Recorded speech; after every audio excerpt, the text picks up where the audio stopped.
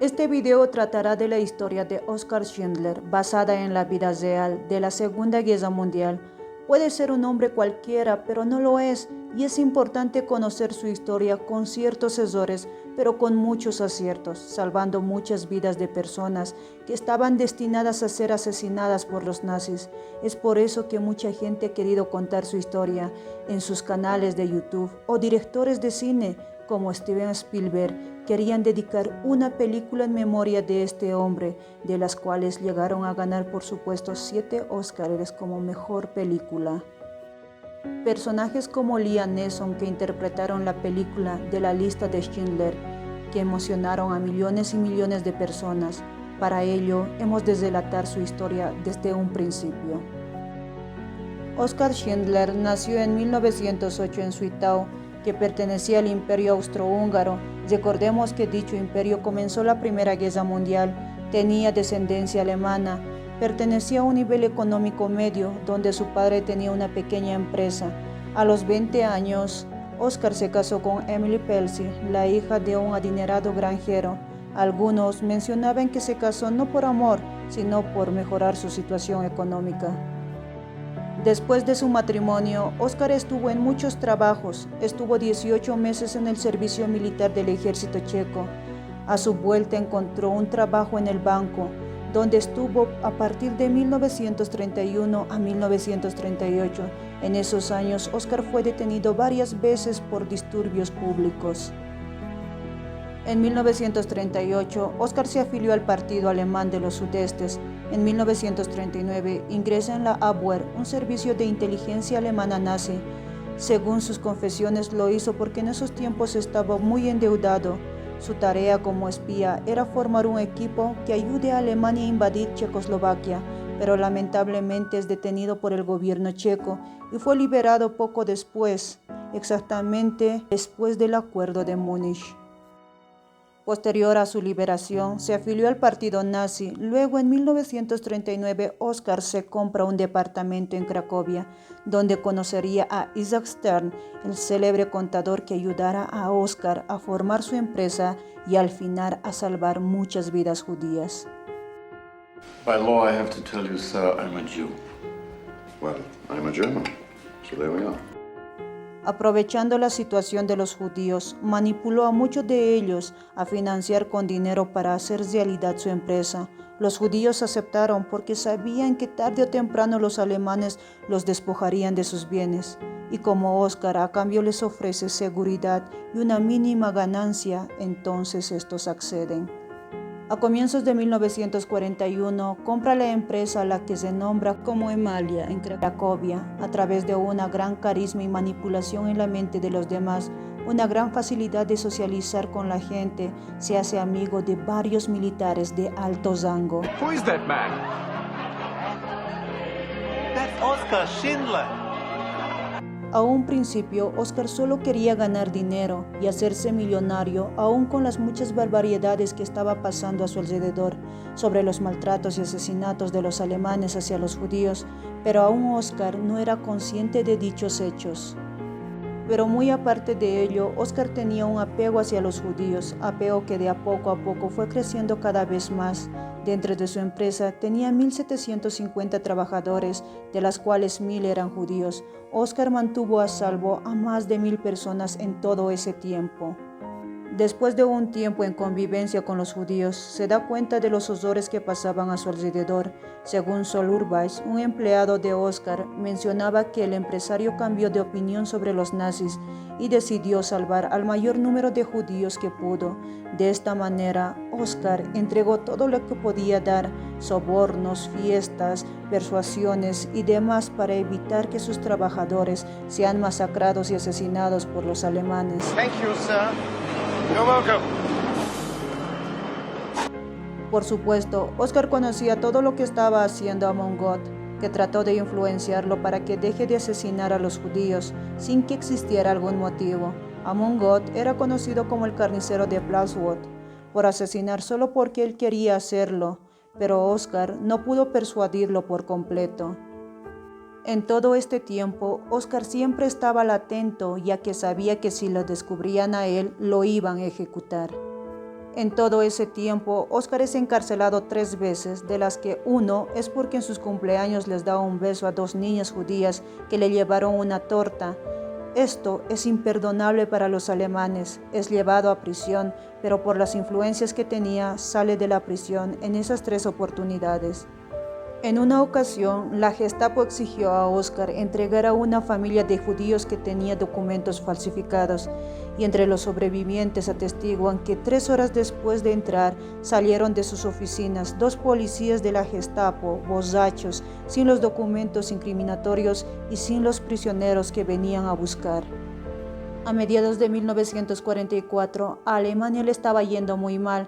Es así que comienza a ejecutar el plan de Hitler con el nombre de la última solución, en la que comenzaría el más grande genocidio en los campos de concentración de Auschwitz y Gross-Rosen, en los que iban a asesinar a los judíos en las cámaras de gases. Es de esta manera que Oscar se dirige ante Amón para convencerlo, dando todo de su dinero para comprar las vidas de los judíos y llevarlos a Brunlich, con el pretexto de que allí abriría una nueva empresa y que necesitaba de sus trabajadores. What's a person worth? No. What's one worth to you? Y he ahí donde se detalla la lista de Schindler con más de 1.100 personas en ella. Oscar salvó a tantas personas como pudo en la última solución, incluso cuando partieron 2 trenes, una de varones y otra de mujeres de Plausos a Brunlich. El tren de mujeres se desvió a Auschwitz, por lo que Oscar hizo lo imposible para ir en busca de esas personas y traerlos de vuelta.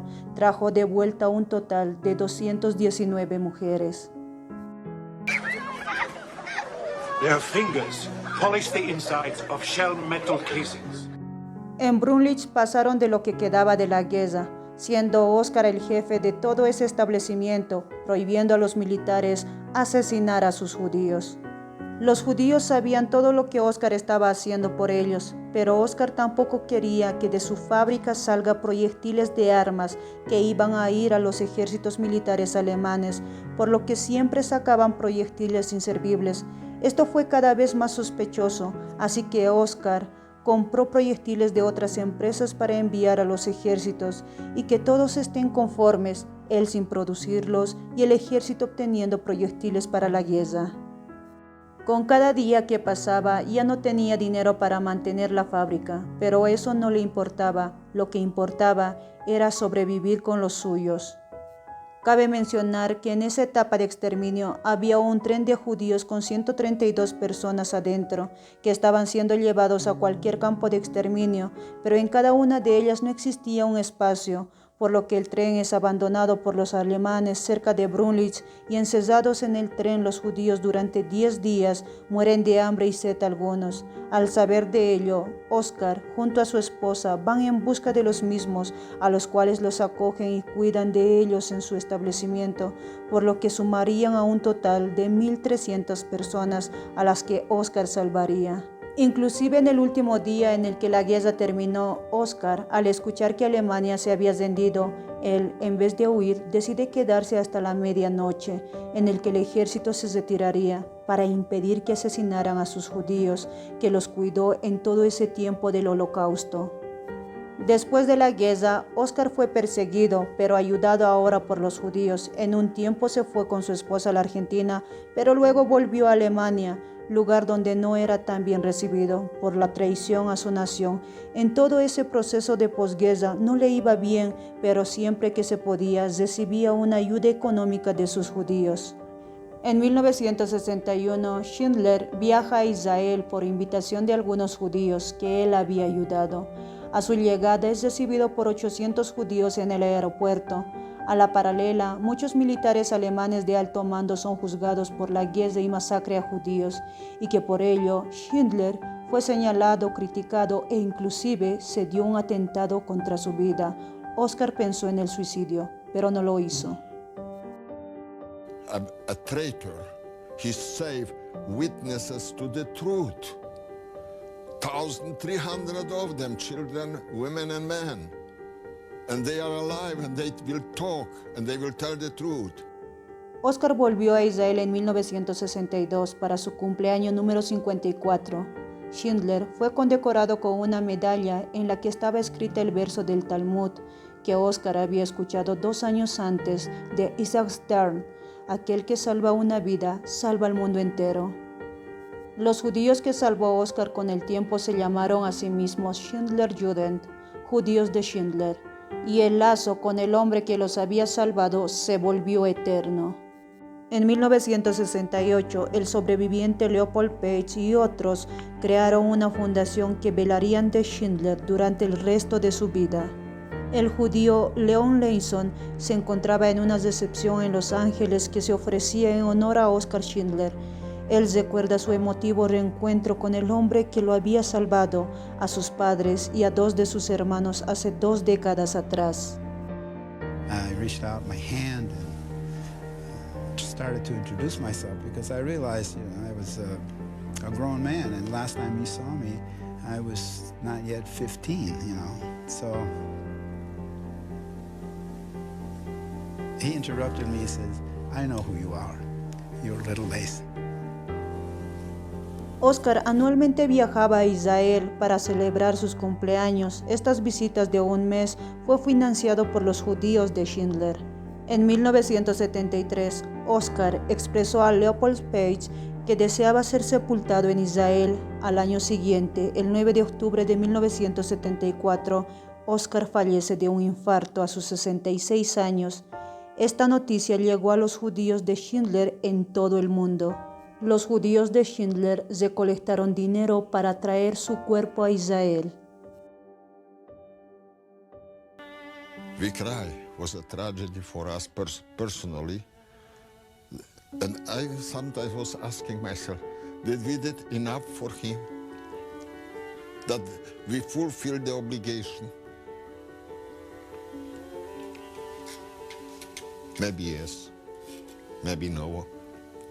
I tried my best.